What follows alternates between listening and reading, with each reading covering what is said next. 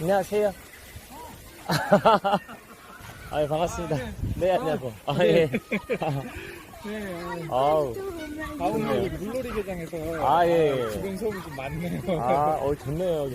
저는 뭐 핸들은 780짜리로 넣고, 멋있네. 네, 네. 780으로 넣고, 그다음에 이제 이게 이제 스템을 좀 짧게 넣었거든요. 아, 스탠드 바꾸셨네. 네, 45mm짜리로 당겨서 이제 앉았을 때 이게 너무 앞으로 좀 나가더라고요. 네. 그래서 좀 체형에 맞춰서 당겼고, 링마이가 아주 잘 좋더라고요. 지금 9년 이상 탔는데요. 아, 정말요?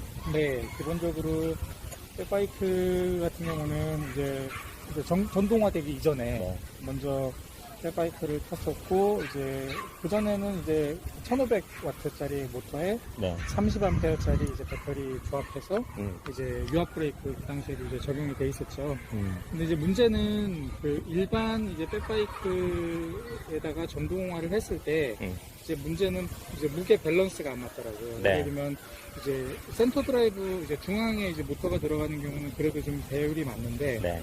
이게 후륜 모터 1500W에다가 이제 배터리를 뭐 이제 물론 이제 중간에 이제 가운데 쪽에다 장착을 하면 상관이 없는데 이제 고용량 배터리다 보니까 이제 네. 짐바지 쪽에다 올리고 이러면 이제 후륜 쪽에 너무 무게가 많이 치우치다 보니까 이제 확실히 그 코너링 할 때 이제 차대가 이렇게 흔들리거나 네. 이제 그런 부분에 문제가 있더라고요. 음. 이제 그런 것들을 이제 경험을 하면서 한 지난 5년간 이제 쭉 백바이크를 타다가 이제 교체 기기 변경할 때가 온 거죠. 네. 그래서 이제 이번에는 완성차는 어떤 게 좋은 게 있나 그래서 쭉 검색을 해봤는데 마침 이제 포레나우에서 그 판매하시는 제품을 보니까 그동안 이제 가졌던 전동화된 백바이크, 전동 백바이크에 대한 그 문제점들이 다 해결이 돼 있더라고요. 네. 그래서 가장 큰 부분은 무엇보다도 일단은 프레임이죠. 그래서 왜냐면 기존 이제 뭐 카본이나 또는 알루미늄 계열은 이제 사람의 체중과 이제 사람의 어떤 페달링을 기준으로 설계됐기 때문에 이제 모터에 토크가 들어갔을 때 이제 그 인장 강도나 뒤틀림이나 또는 시간이 지났을 때 유격의 문제가 반드시 발생이 됐었거든요. 네. 근데 이제 포레나우 같은 경우는 사실 좀 그런 생각이 들어요. 오토바이를 만들려다가 그냥 자전거로 선회한 게 아닌가 싶을 정도로 굉장히 그 두께가 전체적인 알루미늄 두께가 일반 자전거 두께보다 한 1.5배에서 2배 정도 두꺼운 것 같아요. 네. 그래서 특히 가장 이제 제가 우려스러웠던 부분은 이제 후륜 부분인데 이런 이제 유압 형태의 이제 그 서스펜션이 들어갔을 때 실제로 이제 모터가 뒤쪽에 있기 때문에 토크가 걸리고 또 회전할 때 이제 차대가 이렇게 좌우로 움직이고 상하로 움직이는데 그 유격을 과연 얘가 잡을 수 있을까? 근데 실제 지금 이제 여기 메타 보시면 아시겠지만 현재 지금 800km를 넘게 타고 있는 중인데 네. 사실은 굉장히 우려스러웠어요. 예를 들면 이제 이런 이제 후륜부의 부분에 이런 이제 실린더 부분이 이런 이제 뭐라고 그러죠? 이 베어링 부분이 유격이 생기거나 또는 이제 이런 서스펜션 부분에 유격이 생길 줄 알았는데 안 생기더라고요. 네. 그래서 코너링 할 때 그 앞뒤가 이렇게 흔들린다고 해야 되나? 차대가 뒤틀린다는 느낌이 전혀 없고 예전에 이제 그 바이크 탈 때 느낌처럼 이제 거의 뭐 눕혀서 타도 무리 없이 네. 이렇게 코너링이 되더라고요. 그래서 일단은 차대가 안정적이구나라는 이제 부분이 굉장히 장점이 있었고요.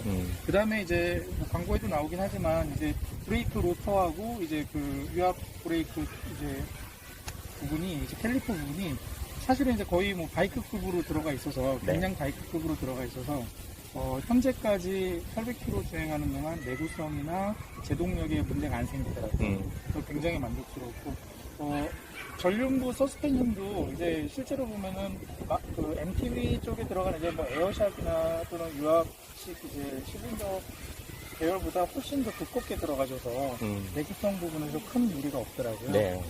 그리고 사실 이제 일반 자전거를 일반 백바이크를 전동화 시킬 때 가장 이제 단점이 뭐냐면 이제 정말 사소한 거긴 한데 이 짐바지의 하중이 제대로 설계되지 않은 경우가 대부분이 많이 있어요. 그래서 뭐 차대 쪽에 연결을 하고 또는 뭐 의자 쪽에 연결하고 이제 그런 부분들이 굉장히 사실은 작업을 하고 났을 때 좀 뭔가 아쉬운 느낌? 강성도 그렇고, 그리고 또 예를 들면 뒤쪽에 이제 뭐 배터리를 한 5kg 이상 실었을 때, 이제 충격이 왔을 때, 이제 그 짐바지가 흔들리거나 이런 문제들도 많이 생겼어서, 사실은 사소한 것 같지만, 크로스컨트리급으로 이렇게 타거나 뭐 하루에 이동거리가 100km를 넘어갈 경우에는, 반드시 이제 짐바지의 안정성도 중요하거든요. 네. 그래서 지금 이번에 출시된 이제 그 순정형, 짐바지 같은 경우는 완벽하더라고요. 실제로 보시면은 이제 양쪽에 사이드백을 달고 또 이제 볼팅을 했을 때 전체적인 그 내구성이나 안정감이 뭐 일반적인 그런 사제 짐바지하고는 차원이 다르다. 네. 굉장히 장점이고 이거는 또 포레나우에서 이제 옵션으로 제공하시는 이제 안장이죠. 그래서 사실 이 안장은 전에도 많이 사용을 했었던 안장인데 잘 맞더라고요. 오토바이 자체, 오토바이라고 하면 안 되지만, 이제 그 전동 백바이크의 크기에 맞춰서 이제 의자 사이즈도 적절한 것 같고, 특히 이제, 안장, 이제, 실제로 이제 백바이크 타이어에서 완충되는 이제 그런 노면 충격을 이제 서스펜션 전륜 부분에서 잡아주고, 마지막으로 이제 두꺼운 안장까지 잡아주니까, 실제로 이제 주행 시의 노면 충격은 네. 굉장히 적다. 네. 그렇게 좀 느껴지더라고요. 그리고, 후사경인데요. 지금, 정말 놀랐어요. 사실은 이 후사경이, 보통 이제 일반적인 자전거 후사경들은 주행 중에 이제 노면 충격으로 굉장히 떨리고, 네. 그래서 그 떨림을 감소하고서라도 이제 좌우를 이렇게 살피고, 이제 추월을 하거나 이제 그렇죠. 근데 얘 같은 경우는, 조립, 빠지려는지 모르겠는데, 조립하다가 좀 제일 놀랐던 게, 그 안에 이제 댐퍼가 있더라고요. 네. 그래서, 잘 안 빠지네. 이 안에 이제 스프링이, 사실, 굉장히 좋은 바이크 계열도 댐퍼가 잘 안 달리는 경우가 많거든요.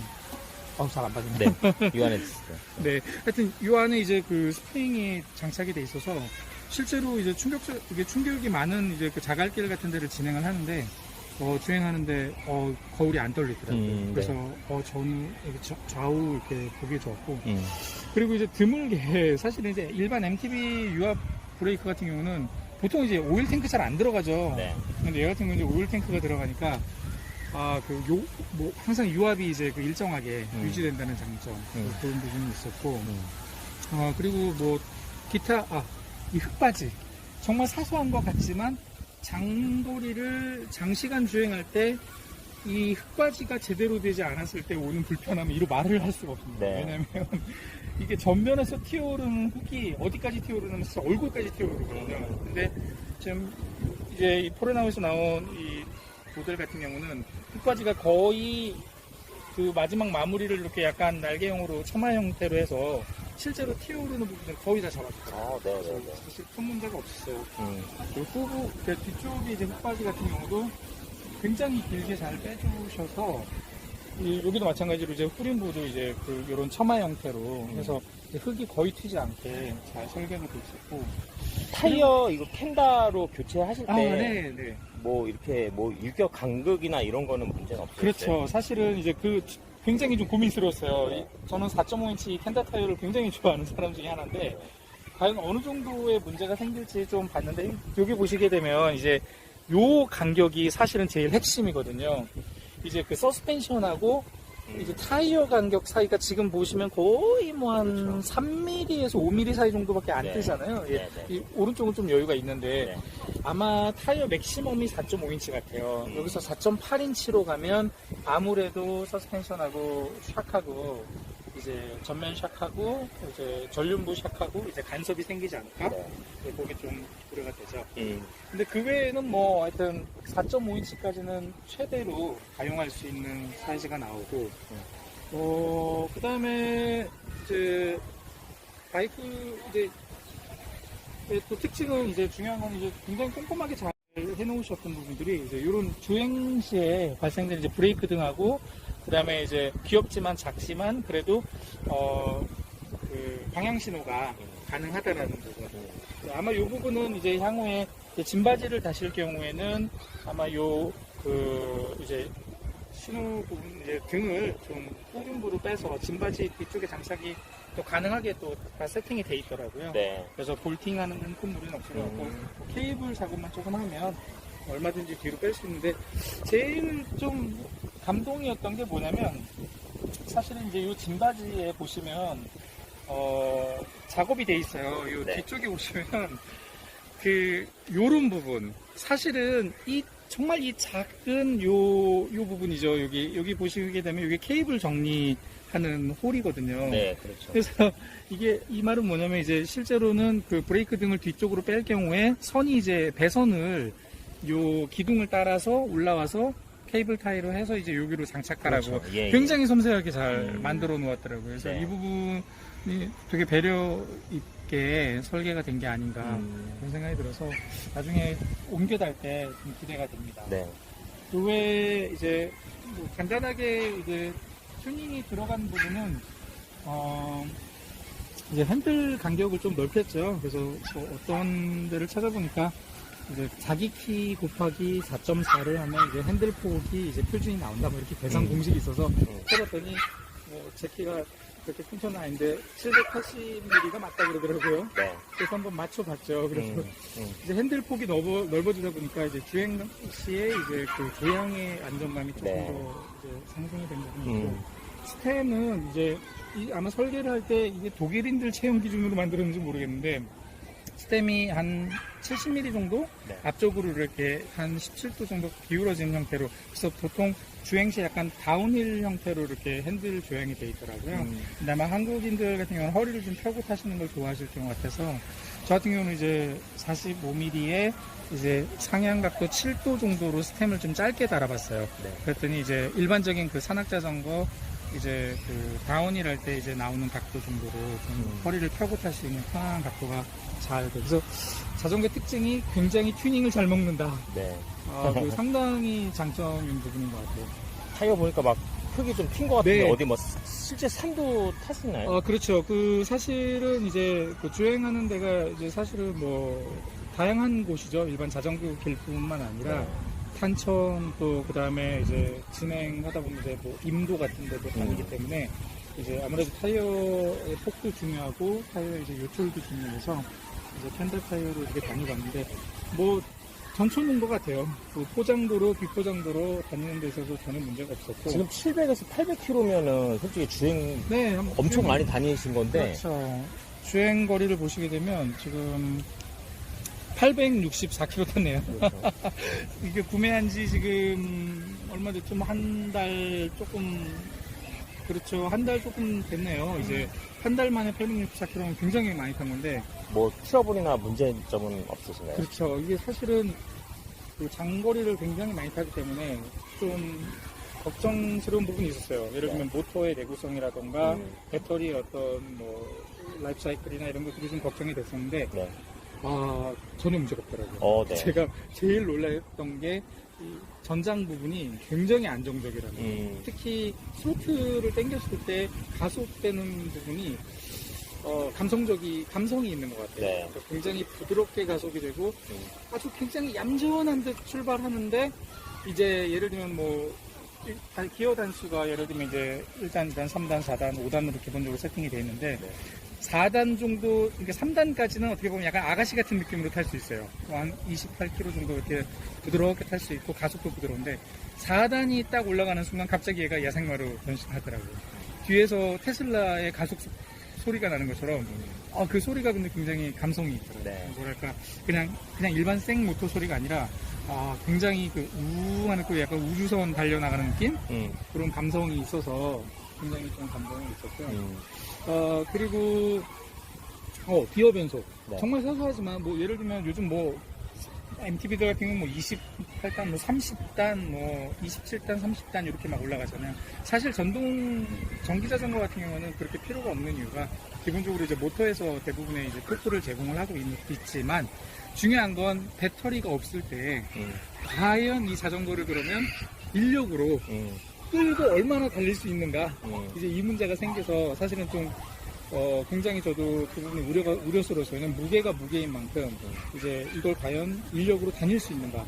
근데 우려였던 거더라고요. 네. 기우였어요. 왜냐면 사실은 배터리가 없는 상황에서 일반 자전거처럼 탈 수 있을 때 이제 그걸 가능하게 하는 거는 결국은 모터의 저항이 네. 얼마나 있고 없고 그리고 베어링이 얼마나 좋은 베어링을 썼느냐 안 썼느냐에 따라서 이제 좌우가 되는 거라서 네.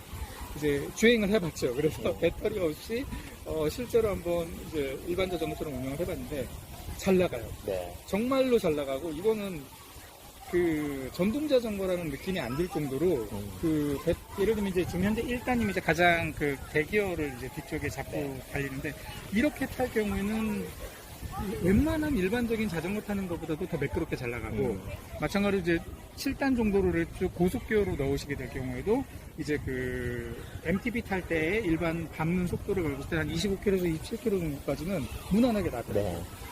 이 말은 결국은 배터리가 완전히 소진됐을 때에도 특별한 노력을 기울이지 않고 특별한 무게감 없이 편안하게 복귀할 수 있는 충분한 여유가 그렇게 설계가 가능한 그런 모터를 사용을 했더라고요. 네. 모터의 저항성이 좋고 또 베어링이 굉장히 좋은 걸 써서 일반 자전거로 평소에는 근거리 나아갈 때는 굳이 배터리 장착 안 하고 전혀 문제가 없다. 그 부분이 굉장히 좀 그래서 실제로 이제 전동 자전거 기존에 제가 작업을 했을 때는 1500W짜리 모터를 달고 네.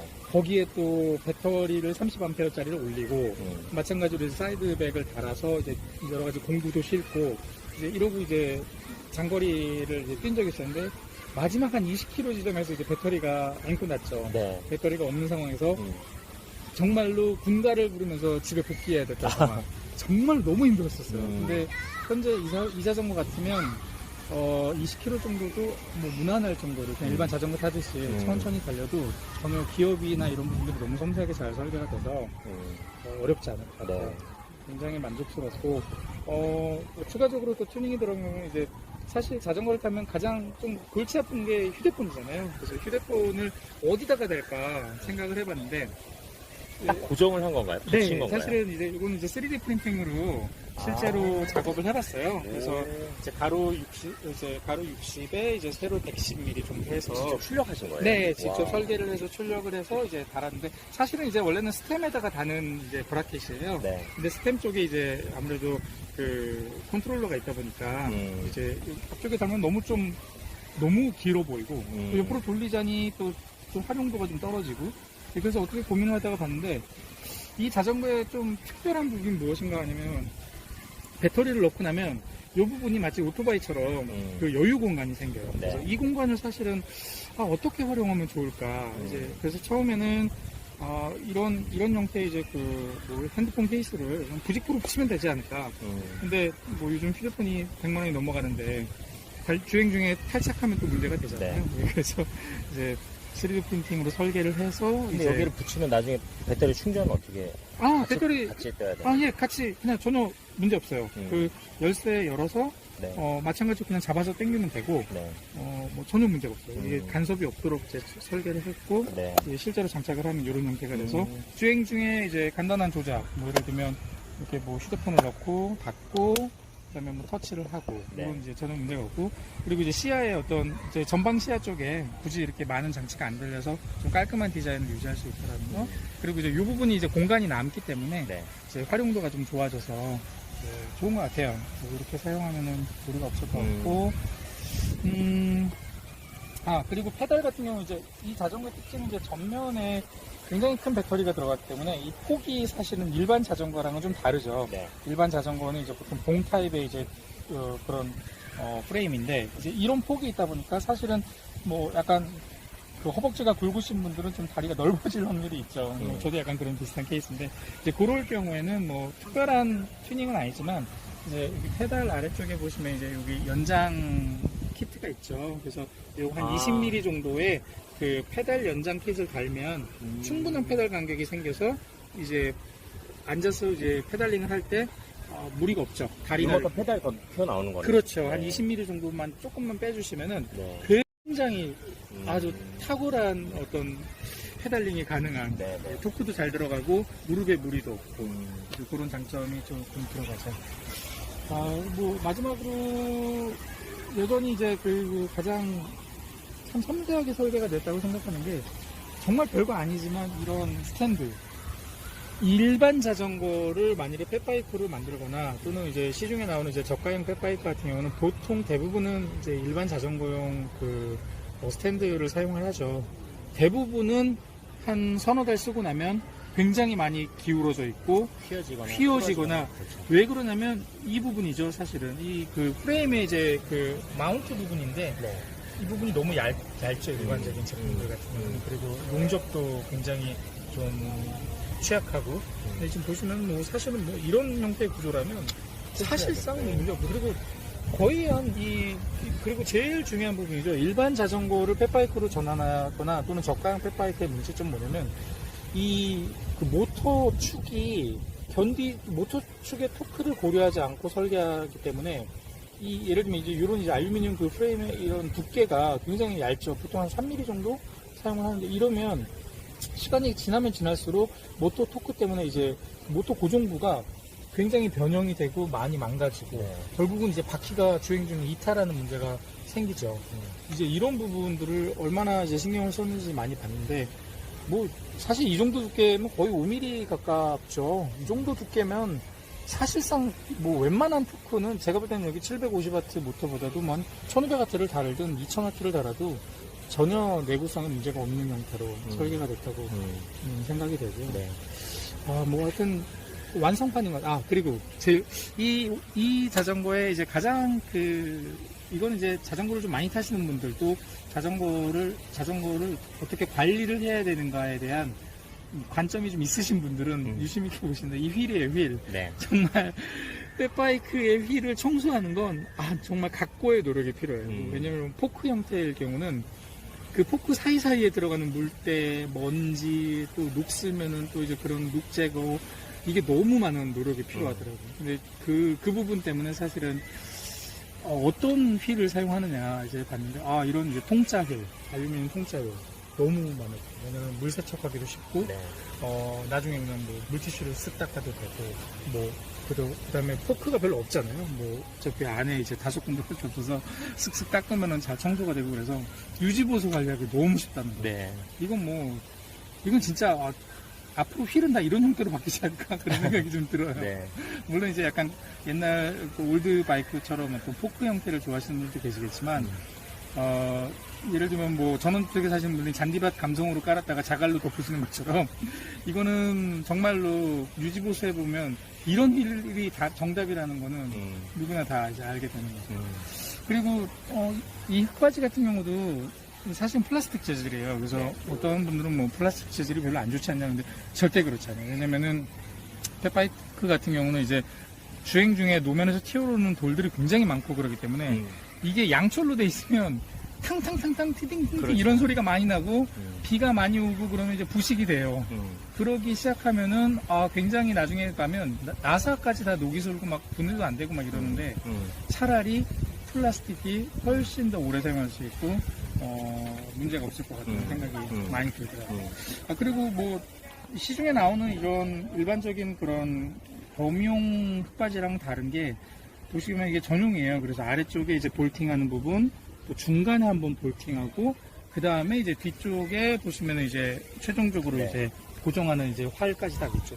이런 형태가 사실은 정답이죠. 왜냐면은 대부분의 이제 그 흙바지들은 중간 부분하고 뒤쪽 이제 뭐 이렇게 살을 이용해서 이제 고정시키는데 그러면 대부분 이제 흔들리거나 뒤틀리거나 하는 문제가 생기는데 굉장히 잘 설계되어 있고 앞쪽도 마찬가지예요. 보시면은 앞쪽에 이제 전에는 아마 이제 그 살을 이용해서 이제 고정을 했는데 이제 최근에 개선판을 보니까 이제 앞뒤로 이제 맞아요. 볼팅하는 형태인데 요게 더 안전하겠더라고요. 왜냐면 이제 노면에서 뭐 나뭇가지가 걸리거나 튀거나 이랬을 때 뒤쪽에 이제 활이 없으면 오히려 쉽게 빠지고 이제 그런 문제들이 별로 없어서 그리고 뭐 간섭이 4.5인치 타이어에서도 전혀 뭐 문제가 생기지 않더라고요. 여기도 보면은 뭐 손가락 하나 정도 이제 한 10mm 정도의 높이가 충분히 확보가 되고요. 마찬가지로 사이드 쪽에도 이 정도 공간이 다 있어서 주행 중에 뭐 흙바지랑 이제 간섭이 일어나거나 이런 부분은 없어요. 네. 그리고 뭐 이건 소소한 거긴 하지만 만일에 혹시라도 자전거를 사게 되면 이제 좀 처음에 이제 아끼는 마음이 많으니까 이건 이제 차량용 그 필름이에요.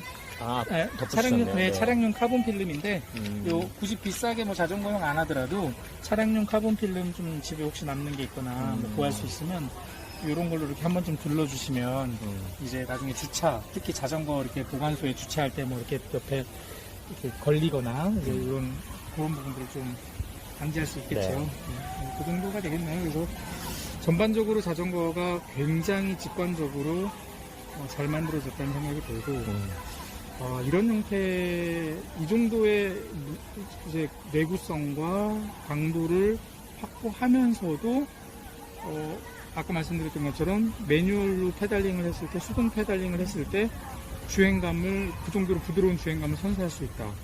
그리고 전체적인 무게 밸런스, 전면부 쪽에 이제 배터리를 배치하고 이제 예를 들면 탑승자가 이제 탑승했을 때 체중은 뒤쪽으로 배분이 되면서 이제 굉장히 그 50대 50으로 이렇게 무게 배분이 돼서 코너링 할 때 굉장히 안정적인 그런 형태가 되더라고요. 훌륭하죠. 제가 볼 때는 지금까지 한 5년 이상 자전거를 백바이크, 전동 백바이크를 이제 만들어도 타보고 또 이제 완차도 타보고 해봤지만 얘가 끝판왕인 것 같아요. 물론 이제 뭐 그 80km, 뭐 100km 속도를 내는 이제 그런 형태의 자전거들을 만일에 이제 고수하시는 분들이라면 이제 훨씬 더 고급형 모터나 배터리 사용으로 가야 되는 건 맞지만 이제 주행 속도가 사실은 40에서 50 정도 확보가 되는 자전거이기 때문에 이제 일반적인 뭐 그 자전거 도로를 타시거나 또는 뭐 일반적인 도로에서 이제 그 자전거 맨 바깥 차선을 타실 때에서는 전혀 문제가 없는 속도이기 때문에 그 이상 올라가게 되면 아무래도 자전거보다는 오히려 오토바이에 더 가깝게 가야 되는 상황인데 아마 자전거로서, 전동 자전거로서 가질 수 있는 매력은 모두 가져가면서도 여전히 자전거라는 어떤 정체성을 잃지 않은 한계 마지노선, 한계선에 서 있는 모델이 이 모델이에요. 그래서 앞으로도 꾸준히 탈 것 같고요. 그리고 디자인. 정말 이 디자인은 어떻게 뭐 설명이 안 되는데, 이 자전거를 타고 나갔을 때 이 자전거를 보게 되면 대부분의 사람들이 처음에 하는 반응은, 와, 뭐지? 자전거인가? 아닌가? 오토바이인가? 아닌데? 자전거인데? 자전거가 왜 저렇게 멋지지? 이제 그런 복잡한 그런 감정들을 전해주더라고요. 그래서 굉장히 유니크한 디자인이고, 굉장히 또 안정적이고, 제동력도 굉장히 우수해서, 국제동할 때에도 뭐, 흔들리거나 이런 부분들이 없이, 제가 볼 때는 단점이 없는 자전거이면서 동시에 확장성도 좋고, 개조하기도 좋고, 그리고 튜닝하기에도 너무 튜닝을 잘 먹어주는 자전거예요. 앞으로도 좀 많은 인기를 충분히 누릴 수 있는 그런 형태의 제품이 아니라 그런 생각이 좀 듭니다. 30분 말씀하셨